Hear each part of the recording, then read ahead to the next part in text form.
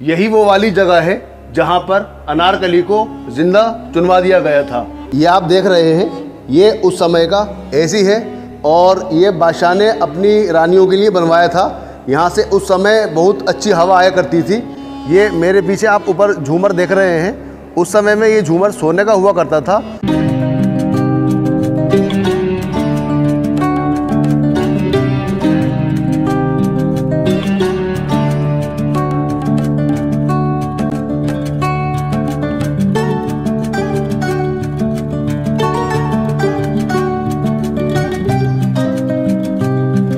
दोस्तों कैसे हैं आप लोग? एक और व्लॉग में आप लोगों का स्वागत है। तो आज हम हैं फतेहपुर सीकरी में और इस टाइम आप मेरे पीछे देख सकते हैं बुलंद दरवाज़ा है और मेरे इस साइड आप लोग देखेंगे तो बाबा सलीम चिश्ती की दरगाह है। यहाँ पर हम आपको वो जगह दिखाने वाले हैं जहाँ पर अनारकली को जिंदा दीवार में चुनवा दिया गया था।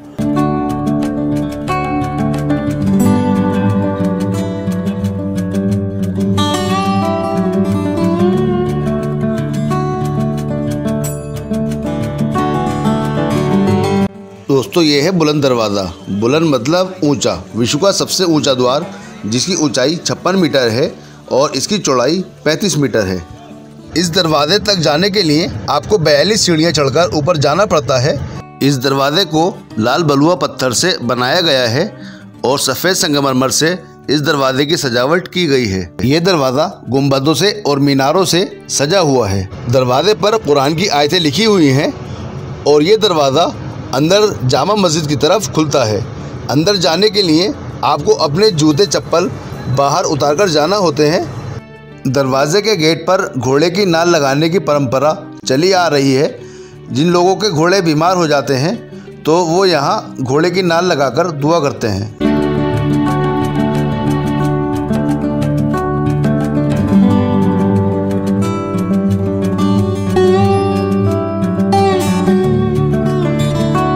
दरवाज़ों के ऊपर जो ये छतरियाँ बनी हुई आप लोग देख रहे हैं, ये उस समय मशाले जलाने के लिए बनवाई गई थी, क्योंकि उस समय इलेक्ट्रिसिटी तो थी नहीं, तो यहाँ पर मशाले जलाई जाती थी।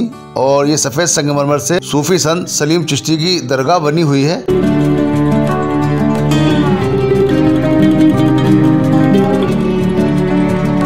ये मेरे पीछे जो आप दरवाज़ा देख रहे हैं, इसे बादशाही दरवाज़ा कहा जाता है और इस दरवाजे को बादशाह अकबर ने बनवाया था और ये दरवाज़ा ख़ास तौर से बादशाह के यूज़ के लिए होता था। इस दरवाजे से आते थे और इसी दरवाजे से बाहर जाया करते थे बादशाह अकबर। बादशाही दरवाजे को भी लाल बलुआ पत्थर से ही बनाया गया है और इसकी सजावट भी ठीक बुलंद दरवाजे की तरह सफ़ेद संगमरमर से ही की गई है।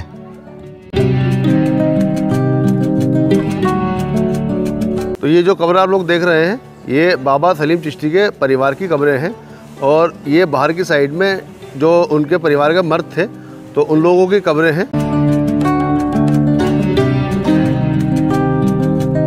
ये जो कब्रें अंदर की तरफ आप लोग देख रहे हैं, ये बाबा सलीम चिश्ती के जो परिवार की जो औरतें थीं तो ये उन लोगों की कब्रें हैं।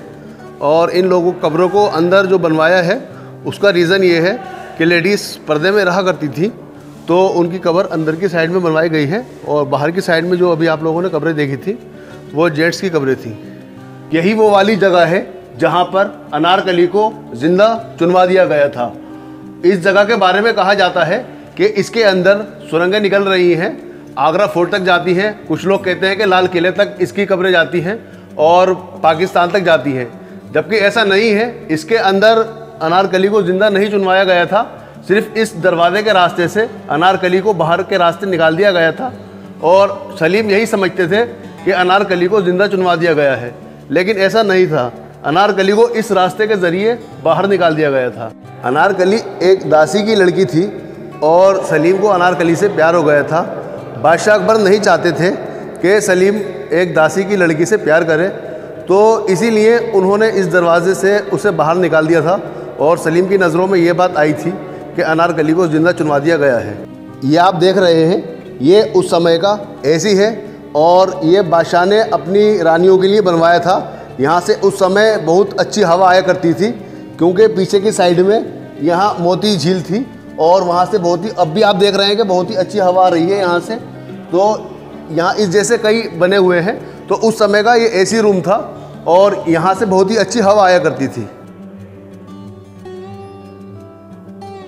ये दरवाज़ा आप देख रहे हैं, ये दरवाज़ा पत्थर का दरवाज़ा है और ये बहुत पुराना उसी समय का दरवाज़ा है जो कि यहाँ इस गेट में लगा हुआ था। तो ये दरवाज़ा निकल गया था तो इसको यहाँ रख दिया गया है। ये पूरा का पूरा दरवाज़ा आप देख सकते हैं, ये मार्बल का दरवाज़ा है और 1 पीस में है। ये सामने की तरफ अकबर के समय की टकसाल है जहाँ उस समय की मुद्रा बना करती थी। और इस तरफ जो आप ये देख रहे हैं ये मीना बाज़ार हुआ करता था। ये सामने आप लोग मीनार देख रहे हैं, ये हाथी मीनार है। बादशाह अकबर का पास एक हाथी हुआ करता था जिसका नाम हिरन था और उस हाथी के बारे में कहा जाता है कि वो किसी को अगर बादशाह को उससे सज़ा दिलवाना होती थी तो उस हाथी के पैर के नीचे उसका सर कुचलवा दिया जाता था और इस तरीके से उसको सज़ा दी जाती थी। ये आप मेरे पीछे देख रहे हैं, ये वो जगह है जहाँ उस समय में संदेशे लेके जाने वाले कबूतर रहा करते थे और जो बादशाह के संदेशे लेकर आते थे या जो संदेशे लेकर जाते थे तो उन कबूतरों का रहने का स्थान है। आज भी कबूतर यहाँ पर बैठते हैं।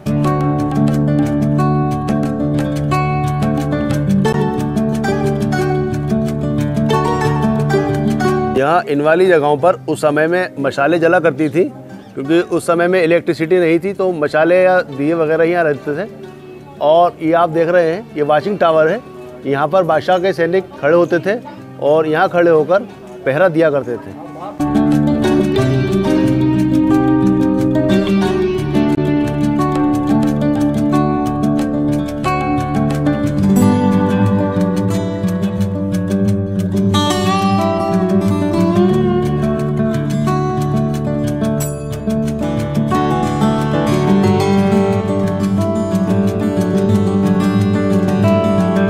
यहाँ की मस्जिद है और आपको बता दें कि ये वाला जो स्थान है यहाँ पर लेडीज़ नमाज़ अदा करती थी और यहाँ पर मर्द नमाज़ अदा करते थे और आज भी यहाँ पर नमाज़ होती है 5 वक्त की और जुम्मे के दिन ये मस्जिद पूरी भर जाती है। तो उस समय से लेकर आज तक यहाँ पर नमाज़ होती है। अब ये सामने आप गेट देख रहे हैं, ये 6 गेट हैं और आप देख रहे होंगे इन गेटों को इस तरह से बनवाया था बादशाह अकबर ने कि आप यहाँ से देखेंगे तो आपको ऐसा लगेगा जैसे कि आप आईना देख रहे हो। आप देखिए एक दूसरे का गेटों का रिफ्लेक्शन कैसा दिख रहा है। लेकिन ये सभी गेट सब बराबर के हैं, इनमें कोई गेट छोटा बड़ा नहीं है। यहाँ से देखने पर आपको सब गेट छोटे बड़े दिख रहे होंगे कि ये गेट बड़ा है उससे आगे वाला छोटा है, लेकिन जब आपको हम दिखाएंगे तो यहाँ से सभी गेट बराबर के हैं। अब ये आप देखिए ये वो जगह है जहाँ के बारे में कहा जाता है कि अकबर की 3 रानियाँ थीं और तीनों रानियों के लिए अकबर ने यहाँ डिज़ाइन बनवाए थे। जैसे कि ये वाला आप डिज़ाइन देख रहे हैं, ये डिज़ाइन रानी जोधा के धर्म से लिया गया था। ऊपर आप छत पर डिज़ाइन देखेंगे, ये क्रिश्चियन उनकी बीवी थी मरियम, तो ये डिज़ाइन उनके लिए था। और आप सामने ये मुस्लिम आर्च देख रहे हैं, तो ये डिज़ाइन जो बादशाह अकबर की बीवी थी रुकैया, ये उनके लिए था। यही वाली वो जगह थी जहाँ पर बादशाह अकबर के ज़माने में नमाज़ अदा की जाती थी और आज भी यहाँ पर नमाज़ अदा की जाती है। ये मेरे पीछे आप ऊपर झूमर देख रहे हैं, उस समय में ये झूमर सोने का हुआ करता था, लेकिन जब अंग्रेज़ हिंदुस्तान में आए थे तो यहाँ से सोने का झूमर उतार कर ले गए थे और उसके स्थान पर आप देख रहे हैं ये पीतल का झूमर यहाँ पर लगा दिया गया था। इस मस्जिद की जो दीवारें आप देख रहे हैं ऊपर, यहाँ कीमती पत्थरों से और हीरों से इसको डिज़ाइन को सजाया गया था और अंग्रेज़ यहाँ से सभी जो हीरे और जो कीमती पत्थर लगे हुए थे वो यहाँ से उतार कर ले गए थे। ये दरगाह सूफी संत ख्वाजा सलीम चिश्ती की दरगाह है और यहाँ पर पहले एक झोपड़ा हुआ करता था। तो बादशाह अकबर की 3 रानियाँ थीं, एक हिंदू थी जोधा बाई और एक मुस्लिम रानी थी रुकैया और एक क्रिश्चियन थी मरियम। तो तीनों रानियों से बादशाह अकबर की कोई औलाद नहीं थी, तो बादशाह अकबर अपनी औलाद की दुआ मांगने के लिए अजमेर गए थे। तो वहाँ उन्हें बताया था कि आप सलीम चिश्ती की दरगाह में जाइए और वहाँ जाकर दुआ किए तो आपके औलाद होगी। तो अकबर यहाँ सलीम चिश्ती की दरगाह पर आए थे और यहाँ आकर उन्होंने दुआ की थी और ठीक उसके 1 साल बाद बादशाह अकबर के बेटा हुआ था जो जिसका नाम उन्होंने इन्हीं के नाम पर सलीम रखा था। तो ये आप वो दरगाह देख रहे हैं और उसके बाद बादशाह अकबर ने खुशी में यहाँ पूरा आबादी बसाई थी, एक किला बनवाया था और ये फतेहपुर सीकरी उसके बाद ही यहाँ पर बनवाया गया था।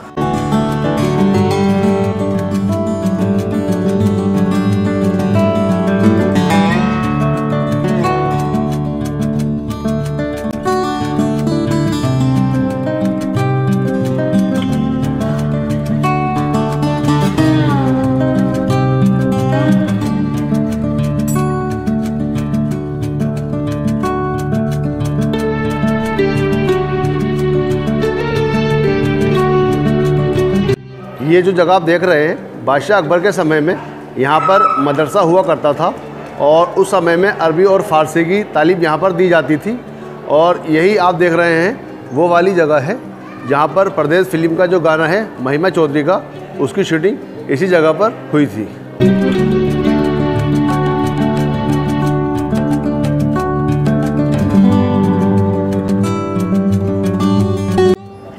तो दोस्तों आज के इस व्लॉग में इतना ही। आपको हमारा आज का ये व्लॉग कैसा लगा प्लीज़ कमेंट करके ज़रूर बताइएगा और वीडियो को लाइक और शेयर करना नहीं भूलना। अगर चैनल पर नए हैं और सब्सक्राइब नहीं किया है तो चैनल सब्सक्राइब कर दिए। तो जल्दी मिलेंगे आपसे एक नई वीडियो में एक नई जगह पर। तब तक अपना ख्याल रखें और हमें दें इजाज़त। अल्लाह हाफ़िज़।